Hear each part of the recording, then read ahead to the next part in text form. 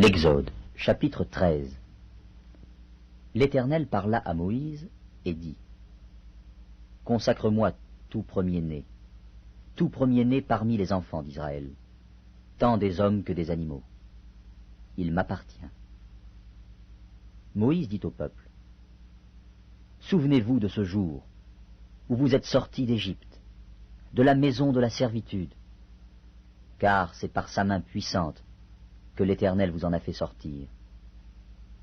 On ne mangera point de pain levé.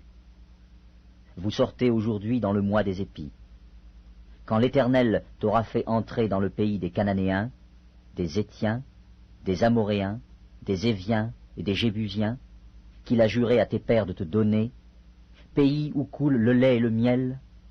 Tu rendras ce culte à l'Éternel dans ce même mois. Pendant 7 jours, tu mangeras des pains sans levain, et le 7e jour, il y aura une fête en l'honneur de l'Éternel. On mangera des pains sans levain pendant les 7 jours. On ne verra point chez toi de pain levé, et l'on ne verra point chez toi de levain, dans toute l'étendue de ton pays. Tu diras alors à ton fils : c'est en mémoire de ce que l'Éternel a fait pour moi, lorsque je suis sorti d'Égypte.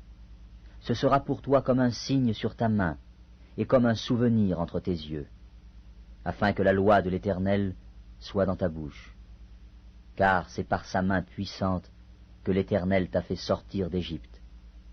Tu observeras cette ordonnance au temps fixé, d'année en année. Quand l'Éternel t'aura fait entrer dans le pays des Cananéens, comme il l'a juré à toi et à tes pères, et qu'il te l'aura donné, tu consacreras à l'Éternel ton premier-né, même tout premier-né des animaux que tu auras. Les mâles appartiennent à l'Éternel.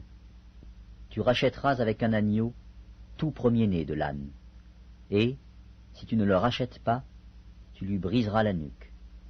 Tu rachèteras aussi tout premier-né de l'homme parmi tes fils. Et lorsque ton fils te demandera un jour : que signifie cela ? Tu lui répondras : par sa main puissante, l'Éternel nous a fait sortir d'Égypte, de la maison de la servitude. Et, comme Pharaon s'obstinait à ne point nous laisser aller, l'Éternel fit mourir tous les premiers-nés dans le pays d'Égypte, depuis les premiers-nés des hommes jusqu'aux premiers-nés des animaux. Voilà pourquoi j'offre en sacrifice à l'Éternel tout premier-né des mâles, et je rachète tout premier-né de mes fils. Ce sera comme un signe sur ta main, et comme des frontaux entre tes yeux, car c'est par sa main puissante que l'Éternel nous a fait sortir d'Égypte. Lorsque Pharaon laissa aller le peuple, Dieu ne le conduisit point par le chemin du pays des Philistins, quoique le plus proche.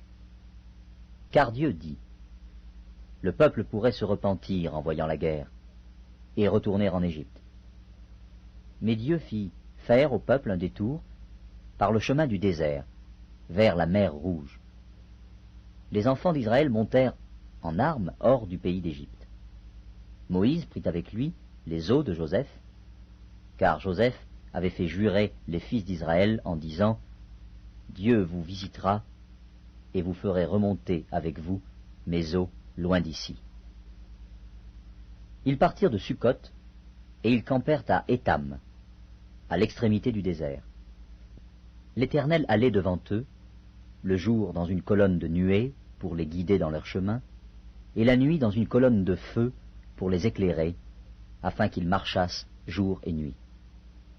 La colonne de nuée ne se retirait point de devant le peuple pendant le jour, ni la colonne de feu pendant la nuit.